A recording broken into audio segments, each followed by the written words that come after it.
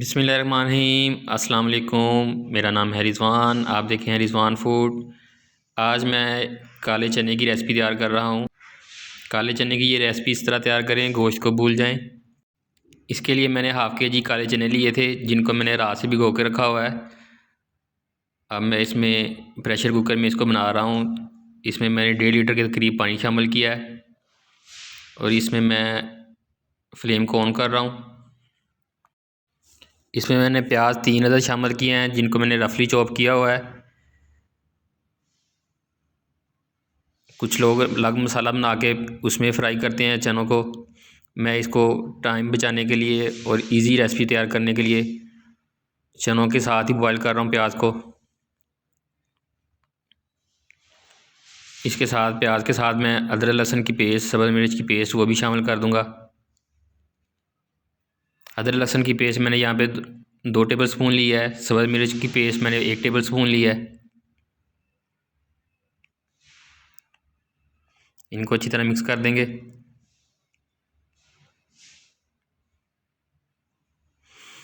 ایک میں نے لارج سائز کا ٹماٹر لیا ہے، اس کو میں نے 6 سے 8 پیس میں کاٹ کے وہ بھی شامل کر دیا ہے۔ اب اس کو میں 20 منٹ کے لیے پریشر کو بند کر دوں گا۔ میڈیم فلیم پہ اس کو چلنے دیں گے۔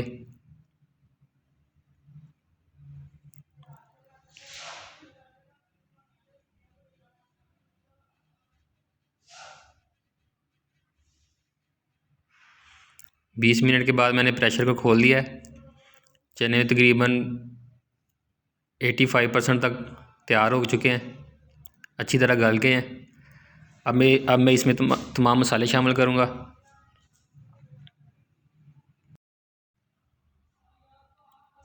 پریشر کو بند کرنے سے پہلے میں نے اس میں ½ ٹی اسپون نمک بھی شامل کیا تھا، اور ½ ٹی اسپون ہلدی بھی شامل کی تھی۔ اب پریشر کو اوپن کر لیا ہے۔ ابھی گھی ڈالنے سے، مسالہ بھوننے سے پہلے اس میں میں دوبارہ مسالے شامل کر رہا ہوں۔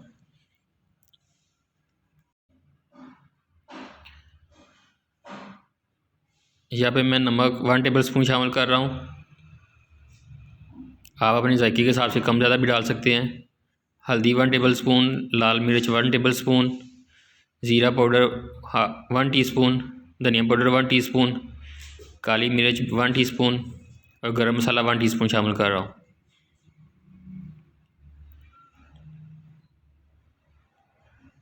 ابھی چنوں میں جو پانی ہے اس میں یہ اچھی طرح گھل جائے گا۔ اس کے بعد میں اس میں گھی شامل کر کے اس کو اچھی طرح بھون لوں گا۔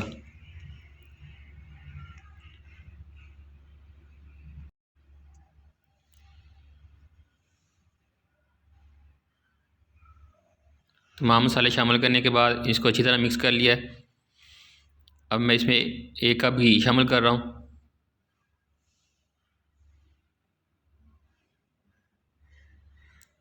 گھی شامل کرنے کے بعد اس کو ہم 10 منٹ تک بھونیں گے۔ اس میں جو پانی ہے وہ بھی خشک ہو جائے گا، اور مسالے بھی اچھی طرح بھونے جائیں گے۔ بھوننے کے بعد میں اس میں پانی شامل کر دوں گا۔ یہ دیکھیں گھی سیپریٹ ہو چکا ہے، چنے اچھی طرح تیار ہو چکے ہیں۔ اب اس میں آپ جتنا شوربہ بنانا چاہیں اتنا پانی شامل کر دیں۔ میں یہاں پہ 1 لیٹر کے قریب پانی شامل کر رہا ہوں۔ ½ کلو چنوں میں 1 لیٹر پانی کافی ہے۔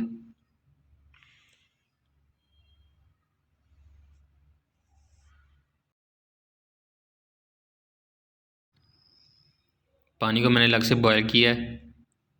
اچھی طرح بوائل ہونے کے بعد پانی کو میں نے چنوں میں شامل کر دیا ہے، اور 5 منٹ تک اس میں پکایا ہے۔ یہ دیکھیں ماشاءاللہ بہت پیارے ہمارے چنے تیار ہو چکے ہیں۔ ویڈیو اچھی لگے تو لائک کریں، شیئر کریں، سبسکرائب کریں۔ کمنٹس میں اپنا فیڈ بیک ضرور دیں۔ دعاؤں میں یاد رکھیں۔ اللہ حافظ۔